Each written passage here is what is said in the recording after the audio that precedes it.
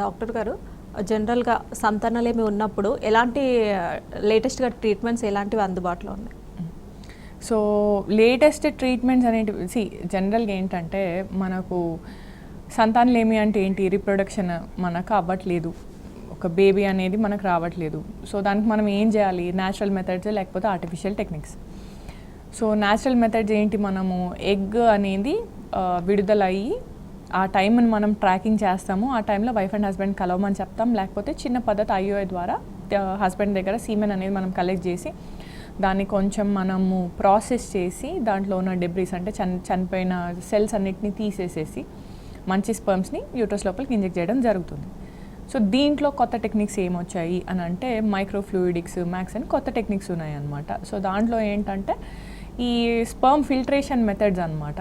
So density gradient కానీ swimming techniques ఇవన్నీ చేస్తే ఏంటంటే స్పర్మ్లో కొంచెం డ్యామేజ్ అనేది ఏర్పడవచ్చు. సో ఇది ప్రివెంట్ చేయడానికి స్టిల్ మోర్ కొత్త టెక్నిక్ మైక్రోఫ్లూయిడిక్స్ అని వాడుతున్నాం ఇప్పుడు. సో దీంట్లో ఏంటంటే ఎక్కువ ఎక్సెస్గా స్పర్మ్ డ్యామేజ్ అనేది ఉండదు. సో ఇదే టెక్నిక్ మనము ఐవీఎఫ్ ఫిక్సీ చేసేటప్పుడు కూడా చేయొచ్చు. సో ఇంకా కొత్త టెక్నిక్స్ మనకు ఐవీఎఫ్లో ఏమొచ్చాయి అంటే కొత్తగా ఐవీఎం అని కూడా ఒకటి వచ్చింది. మనకి ఇమ్మెచ్యూర్ ఎగ్స్, ఇందాక పీసీఓఎస్ డిస్కస్ చేసాం కదా. సో పీసీఓఎస్ వాళ్ళకి ఏంటంటే చాలా ఇర్రెగ్యులర్గా ఫాలికల్ గ్రోత్ అనేది ఉంటుంది, ప్లస్ ఫాలికల్స్లో నుంచి ఎగ్స్ పెరిగినా కానీ చాలా ఇమ్మెచ్యూర్ ఎగ్స్ వచ్చే ఛాన్సెస్ ఉంటాయి. సో వీళ్ళకి ఏంటంటే మనము ఆ రకం ఐవీఎఫ్ అనే ట్రీట్మెంట్లో కూడా మనము ఎగ్స్ని పెంచి దాంతో కూడా ఇమ్మెచ్యూర్ ఎగ్స్లో నుంచి కూడా మనము ఈ బేబీని ఎంబ్రియో అనేది తయారు చేయొచ్చు. డాక్టర్ గారు కాలర్ ఉన్నారు, కాల్ తీసుకుందాం. భవానీ శంకర్ గారు సంగారెడ్డి నుంచి కాల్ చేశారు. నమస్తే అండి, డాక్టర్ గారు ఉన్నారు, మాట్లాడండి. నమస్తే అండి, చెప్పండి. హలో చెప్పండి సార్. మేడం నమస్తే. మేడం నమస్తే, చెప్పండి. మేడం మా మిస్సెస్ ఐవీఎఫ్ చేపిస్తాం మేడం. ఐవీఎఫ్ చేపిస్తే ఫస్ట్ టైం అట్లా ఫెయిల్ అయిపోయింది మేడం. ఓకే. సో మళ్ళీ ట్రై చేస్తాం మేడం. మళ్ళీ ట్రై చేస్తే కొద్దిగా దాన్ని ఏమంటారు,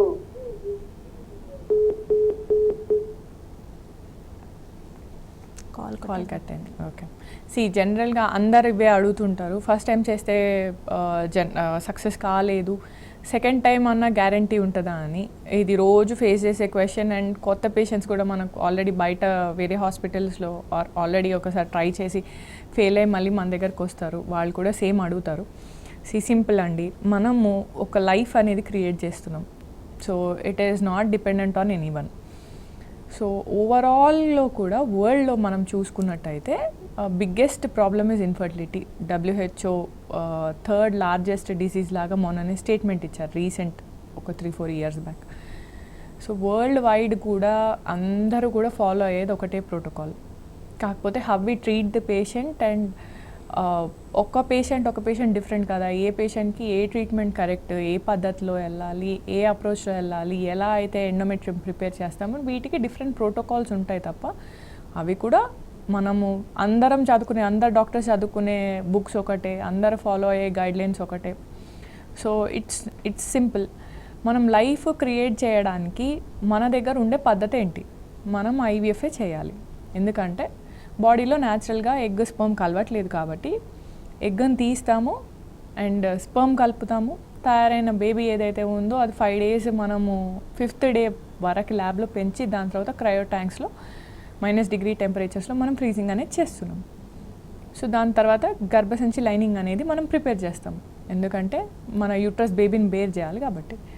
సో ఒకసారి లైనింగ్ అనేది ప్రిపేర్ అయిన తర్వాత ఈ ఆల్రెడీ మనం ఫ్రీజ్ చేసుకున్న ఈ ఎంబ్రియోని తీసుకొని మనం మళ్ళీ బాడీలో రీఇన్సర్ట్ చేయడం అనేది జరుగుతుంది. ఒక్కసారి పెట్టాక బేబీ కూడా పెరగాలి అండ్ యూట్రస్ లైనింగ్ కూడా బేబీని అనేది క్యాచ్ చేయాలి. రెండు అయితే డెఫినెట్గా ప్రెగ్నెన్సీ పాజిటివ్ వస్తుంది. కాలేదు అని అనుకోండి, రీజన్ ఏంటి, ఎందుకు కాలేదు అని మనకు అట్లీస్ట్ ఒక రఫ్ ఐడియా అనేది ఉంటుంది. It might be problem of the endometrium అనేది రిసీవ్ చేసుకోలేకపోవచ్చు, ఎండోమెట్రియం లైనింగ్ సరిగ్గా బాగాలేకపోవచ్చు. సో ఎండోమెట్రియం అనేది బేబీ బెడ్ లాంటిది అనమాట. సో ఈ తయారైన ఎంబ్రియో ఏదైతే ఉందో న్యాచురల్ పద్ధతిలో అయితే ట్యూబ్లో నుంచి వచ్చి యూట్రస్లో అతుక్కుంటుంది, లేదా ఐవీఎఫ్ పద్ధతిలో అయితే మనమే బయట నుంచి మనం యూట్రస్ లోపలికి పెడుతున్నాం బేబీని. సో పెట్టాక ఒకసారి యూట్రస్ లోపల ఉండే ఎండోమెట్రియం అండ్ ఈ డే 5 బ్లాస్టోసిస్ట్ బయట ఒక లేయర్ ట్రోఫెక్టోడోమ్ అని ఉంటుంది.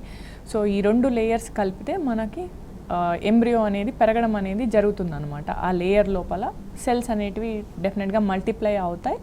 ప్రెగ్నెన్సీ పాజిటివ్ అంటే మనకు బీటా హెచ్సిజీ పాజిటివ్ వస్తుంది అనమాట. ఆ కలిపిన సెల్స్ ఈ హెచ్సిజీ హార్మోన్ సెక్రీట్ చేస్తుంది. ఒక 15 days తర్వాత మనం చెక్ చేసుకుంటే హార్మోన్ అనేది బ్లడ్లో డిటెక్షన్ అవుతుంది, యూరిన్లో కూడా డిటెక్షన్ అవుతుంది.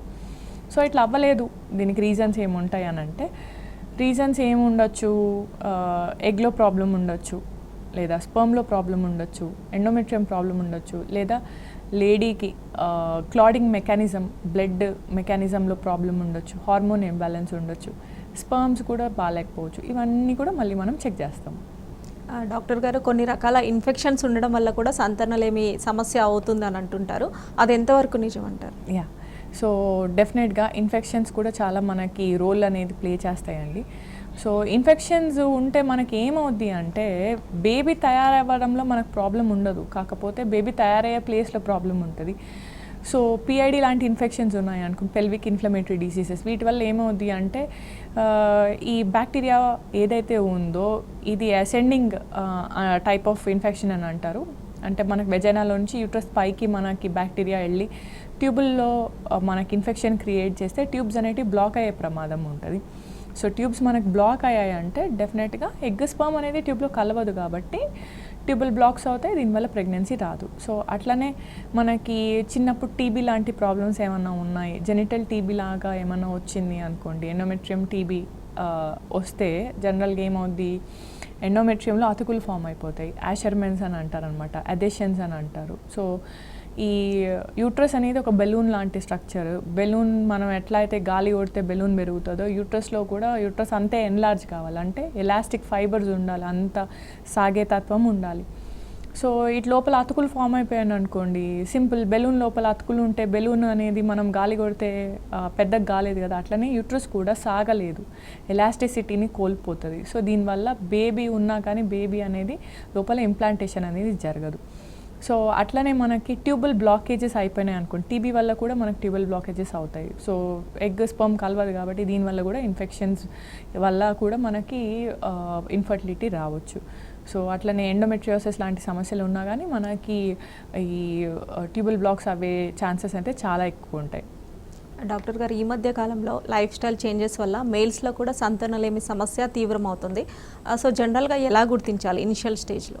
యా, సో సింపుల్, మనకి లైఫ్ స్టైల్ చేంజెస్ వల్ల చాలామంది కూడా నైట్ షిఫ్ట్స్, మనము ఎప్పుడు స్మోకింగ్ ఆల్కహాల్ అని అడుగుతుంటాము. సో స్మోకింగ్ ఆల్కహాల్తో పాటు ఒకవేళ స్మోకింగ్ ఆల్కహాల్ లేకపోయినా కానీ చాలామంది ఈటింగ్ హ్యాబిట్స్ అనేటివి చాలా డిఫరెంట్గా ఉంటాయి. ప్లస్ అబ్నార్మల్ టైమ్స్లో తినడం కానివ్వండి, అండ్ మనకి స్లీప్ ప్యాటర్న్స్, నైట్ పూట జాబ్స్ చేయడం కానివ్వండి, లేకపోతే ఎక్కువ ట్రావెల్ ఉండడం కానివ్వండి, సో ఎక్కువ హీట్, ట్రాఫిక్ పోలీసులు, లేకపోతే మనకి కోల్ మైన్స్లో పనిచేసే వర్కర్స్ ఆర్ పెయింటర్స్, చాలామంది ఈ మేల్స్లో ఈ ప్రాబ్లమ్స్ ఉంటే ఏమవుద్ది అంటే కెమికల్ ఎక్స్పోజర్ వల్ల కూడా స్పర్మ్ డ్యామేజ్ అయ్యే ఛాన్సెస్ ఉంటాయి అన్నమాట. సో ఎక్కువ హీట్ ఉంటే కూడా జనరల్గా మనకి స్పర్మ్స్ అనేటివి డ్యామేజ్ అయ్యే ఛాన్సెస్ ఉంటాయి. సో ప్లస్ అట్లనే ఈ స్లీప్ డిస్టర్బెన్సెస్ ఉండి, లేకపోతే ఈ అబ్నార్మల్ ఈటింగ్ హ్యాబిట్స్ ఉంటే ఏమవుద్ది అంటే బాడీలో ఇన్సులిన్ రెగ్యులేషన్ అనేది సరిగ్గా ఉండదు. స్ట్రెస్ కూడా చాలా ఇంపార్టెంట్ ఫ్యాక్టర్ అనమాట బేసిక్గా. సో వీటి వల్ల ఫ్యూచర్లో షుగర్ వచ్చే ఛాన్సెస్ ఉంటాయి. డయాబెటీస్ వస్తే కూడా మనకి ఎండ్ ఆర్గాన్ డ్యామేజ్ అయ్యి మన టెస్టిస్ మీద బరువు పడి కూడా మనకి స్పర్మ్ ప్రొడక్షన్ అనేది తగ్గచ్చు. సో ఇవన్నీ కూడా లైఫ్ స్టైల్ చేంజెసే అనమాట. So everyday proper sleep of 7 to 8 hours and proper hydration plus బాడీకి ఎక్సర్సైజ్ అనేది అవసరము. సో ఇవన్నీ కూడా రెగ్యులర్గా ఫాలో అయితే మనము ఏజ్ కొంచెం మనకి సపోజ్ అందరు చాలా లేట్ మ్యారేజెస్ చేసుకుంటున్నారు, more than 30 years. So 30 years 32 years వరకు కూడా మనకి లైఫ్ స్టైల్ బాగుంది అంటే ప్రెగ్నెన్సీ అప్పటికి కూడా మనం అచీవ్ చేయొచ్చు. కాకపోతే సపోజ్ మన స్లీప్ హ్యాబిట్స్ కానివ్వండి, పూర్ ఈటింగ్ హ్యాబిట్స్ కానీ ఉంటే 28 yearsకి కూడా డెఫినెట్గా occupational problems and life style problems వల్ల మనకి ఇన్ఫర్టిలిటీ వచ్చే ఛాన్సెస్ అయితే ఉంటాయి.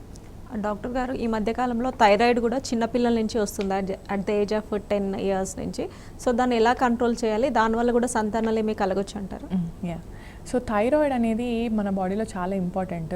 ఎందుకు అంటే మన metabolic rate, body metabolic rate అనేది థైరాయిడ్ మీద డిపెండ్ అయి ఉంటుంది.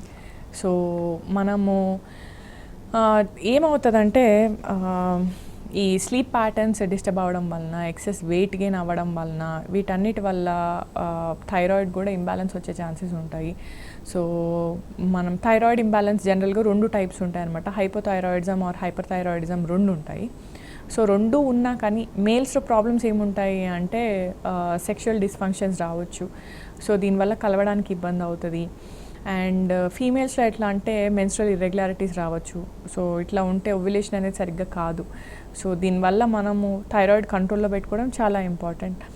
అండ్ కంట్రోల్లో పెట్టుకోవడం అంటే ఎవ్రీ 3 monthsకి ఒకసారి మనకు థైరాయిడ్ ఉంది అని డయాగ్నోజ్ అయినట్టయితే ట్రీట్మెంట్ అనేది కంపల్సరీ తీసుకోవాలి. ప్లస్ 3 monthsకి ఒకసారి థైరాయిడ్ టెస్టింగ్ అనేది చేసుకోవడం ఇంపార్టెంట్. చాలామంది ఏంటంటే థైరాయిడ్ ఒకసారి వచ్చింది అంటే సంవత్సరాల కొద్దీ ఒకటే డ్రగ్, ఒకటే మెడికేషన్ తీసుకొని ఒకటే డోసేజ్లో వాడుతుంటారు. అట్లా చేయొద్దు. 3 monthsకి ఒకసారి, 6 weeks కన్నా ఇనిషియల్ డేస్లో 6 weeks ఒకసారి థైరాయిడ్ హార్మోన్ సెటిల్ డౌన్ అయిపోయిన తర్వాత 3 monthsకో 6 monthsకో మళ్ళీ ఒకసారి థైరాయిడ్ ఎవాల్యుయేషన్ చేసుకోమంటారు. సో ఇవన్నీ కూడా చేసుకోవడం చాలా ఇంపార్టెంట్. డాక్టర్ గారు, ఒకసారి ప్రెగ్నెన్సీ వచ్చి మిస్క్యారీ అయిన తర్వాత ఇంచుమించు ఎంత గ్యాప్ తీసుకోవాలంటారు నెక్స్ట్ ప్రెగ్నెన్సీకి? సో అది మన ప్రెగ్నెన్సీ ఒక ఏజ్ని బట్టి ఉంటుంది అనమాట. So first 3 months pregnancy, first trimester losses అనుకోండి, మనం ఒక 3 months బ్రేక్ తీసుకొని మళ్ళీ మనం ప్రెగ్నెన్సీ ప్లాన్ చేయొచ్చు. లేదా మనకు 5 months అంటే జనరల్గా ఒక 5 to 6 months అడ్వైస్ చేస్తాం. 5 monthsలో ప్రెగ్నెన్సీ లాస్ అయింది అంటే. అదే టర్మ్ ప్రెగ్నెన్సీ అనుకోండి, 9 months బేబీ లాస్ అయింది, లేకపోతే 9 months మనకు యాక్టివ్గా బేబీ ఉంది, ఇంటర్ ప్రెగ్నెన్సీ ఇంటర్వెల్ ఎప్పుడు అని అనుకుంటే మనం ఒక 18 months వెయిట్ చేయాల్సి వస్తుంది. వై అని అంటే మన బాడీ కూడా మళ్ళీ ప్రీ ప్రెగ్నెన్సీ స్టేట్కి రావడానికి 18 months పడుతుంది ఒకసారి డెలివరీ అయినాక. సో అందుకు 18 months అని చెప్తాము. అదే మనకు ప్రెగ్నెన్సీ లాస్, మిస్క్యారేజెస్ అయ్యి ఉంటే ఫస్ట్ 3 months తర్వాత ఒక 3 months గ్యాప్ తీసుకోవాలి. డాక్టర్ గారు, జెనెటిక్ పరంగా కూడా సంతానలేమి సమస్య రావచ్చు అంటారా? ఎస్, రావచ్చు. అంటే సంతానలేమి ఎందుకు వచ్చింది అనేది మనకి ఇంపార్టెంట్. జెనెటిక్ రీజన్స్, ఆ సంతానలేమికి రావడానికి కారణం ఏంటి? సపోజ్ మదర్కి పీసీఓడి ఉంది, లేట్గా 40sలో పిల్లలు అయ్యారు అని అంటే ఈ ఉన్న పిల్లలకి కూడా మళ్ళీ ఫ్యూచర్లో ఈ పీసీఓఎస్ అనేది రిపీట్ అయ్యే ఛాన్స్ ఉంటుంది. సో వాళ్ళకు కూడా లేట్గా ప్రెగ్నెన్సీ వచ్చే ఛాన్స్ ఉంటుంది. సో వీళ్ళు తొందరగా ఎర్లీగా ఎవాల్యుయేషన్ చేసుకోవడం అవసరము. అట్లనే చాలామందికి ప్రీమెచ్యూర్ మెనోపాజ్ వస్తూ ఉంటుంది అనమాట. సో వీళ్ళకి ఏంటంటే చాలా తొందరగా ఎగ్స్ బాడీలో ఎంప్టీయింగ్ అయిపోతూ ఉంటాయి అనమాట. పూర్ ఓవేరియన్ రిజర్వ్ అని అంటారనమాట. సో మదర్కి ఒక 40 yearsకి మెనోపాజ్ వచ్చింది అనుకోండి. సో డాటర్ కొంచెం ఎర్లీగా 25, ఆ టైం 26కే మనకు మ్యారేజ్ అయ్యి ప్లానింగ్ చేసుకోవడం అనేది చాలా ఇంపార్టెంట్. బికాస్ 30-35 years అప్పుడు పిల్లలు ప్లాన్ చేసుకున్నారు, ప్రెగ్నెన్సీ అనుకున్నారు అనుకోండి, అప్పుడు బాడీలో అసలు ఎగ్స్ ఏమి ఉండకపోవచ్చు. సో డెఫినెట్గా హిస్టరీ అనేది చాలా ఇంపార్టెంట్. డాక్టర్ గారు, కాలర్ ఉన్నారు. నరసింహ గారు అచ్చంపేట నుంచి కాల్ చేశారు. నమస్తే అండి, డాక్టర్ గారు ఉన్నారు, మాట్లాడండి.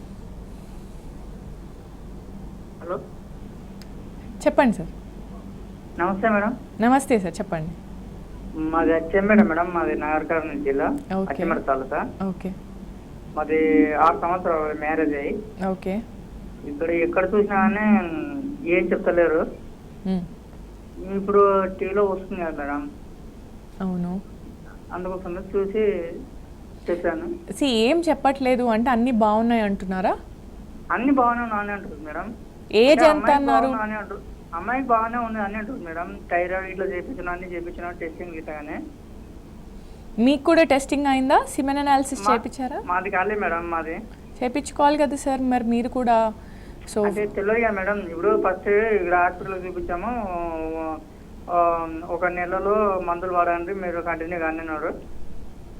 అంటే 1 నెలలో కంటిన్యూగా వాడిచ్చిన అంటే ఇంకా తర్వాత మళ్ళీ మా అది మెడిసిన్స్ కోలేదు మేడం. ఇక ఒకటి మనకు బేబీ తయారు కావాలంటే తన సైడ్ నుంచి ఎగ్ ఎంత ఇంపార్టెంటో మీ సైడ్ నుంచి కూడా స్పర్మ్ అంతే ఇంపార్టెంట్.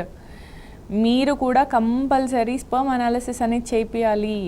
సో తనకి కూడా ఓన్లీ బ్లడ్ టెస్టులు చేస్తే సరిపోదు, ప్రెగ్నెన్సీ ప్లానింగ్ అనేది చేసుకోవాలి. ఎగ్ ఎప్పుడు మనకు రిలీజ్ అవుతుంది, ఎగ్స్ ఎన్ని ఉన్నాయి, ఎగ్ రిలీజ్ అవుతుందా లేదా ఆ టైంకి కరెక్ట్గా స్పర్మ్ దానికి అందుతుందా లేదా ఇవన్నీ చెక్ చేయాలి. సో డెఫినెట్గా మీరు హాస్పిటల్కి వస్తే మనం ఎవాల్యుయేషన్ చేసుకోవచ్చు. ఇద్దరు కలిసి హాస్పిటల్కి రావాలి, వెళ్ళాలి, ఇంపార్టెంట్. మనకి ఎవాల్యుయేషన్ చేసుకుంటేనే మనకు అర్థమవుద్ది ప్రాబ్లం ఎక్కడుందో. బికాస్ ఆల్రెడీ పెళ్ళై 6 years అయిపోయింది అంటే వెరీ లాంగ్ టైం. డెఫినెట్గా మనం ఎవాల్యుయేషన్ చేసుకోవాల్సిన అవసరం అయితే ఉంది. ఓకే, రైట్ అండి. డాక్టర్ గారు జనరల్గా అంటే సంతానలేమి ఉన్నప్పుడు ముందు ఐయుఐ అంటే ఎప్పుడు ప్రిఫర్ చేయాలంటారు ఐయుఐ?